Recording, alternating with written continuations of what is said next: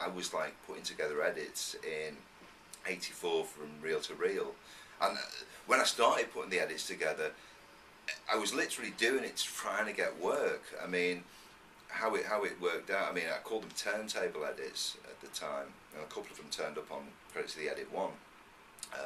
Like these original tape edits that I'd done. I've never really understood the reel-to-reel edits, how that works. And how you actually do a reel-to-reel edit.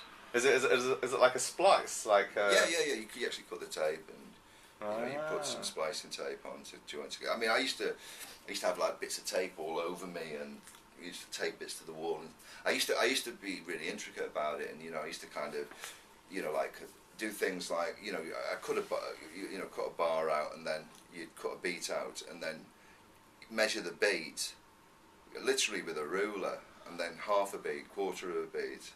And so I just devised my own kind of system of doing it. I didn't really have anyone to reference from. I mean, there were a couple of things that I'd heard, like bootleg 12s, especially one called Big Apple Productions Volume 1 in the States, which he was obviously doing a lot of editing on it, and that had an influence on me. And the Kiss FM Master Mixes, the first volume, which are all Shep Pettibone stuff. There's some great stuff on there. Heavy. And they were my kind of oral references. I didn't have anyone I could refer to or ask, or I was just making it up as I went along. People say to me now, do you still use the reel to reel? And it's like, no, because if you really, if for example I wanted a section where it ran, I wanted a bar loop, but I wanted 16 bars. Now I cut out a bar and I pressed 15 and it's there.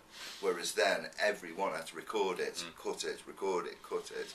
So you record it, continue. God. So it's just the time consuming. I mean, at the time you didn't think of it it was that just way, the way because it that was. was the way it was. I have to ask, your current remixes and productions, you do all the engineering on that, or you do? Well, if you call it engineering, I mean, I just like use my programs and. Well, what do you program on? I use Soundforge to take my samples in.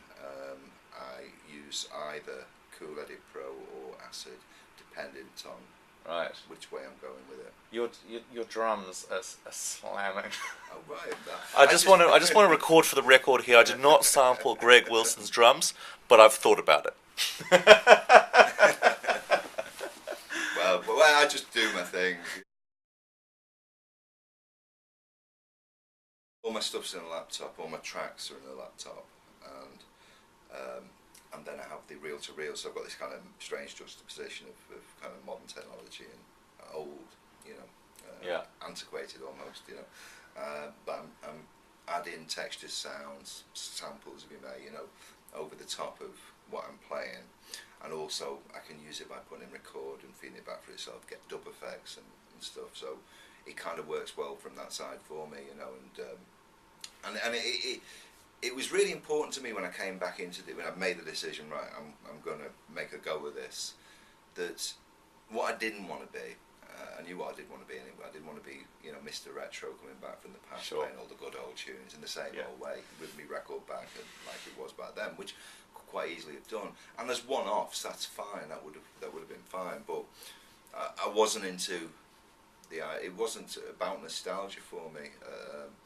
It was about utilising the past, but with an eye on the future.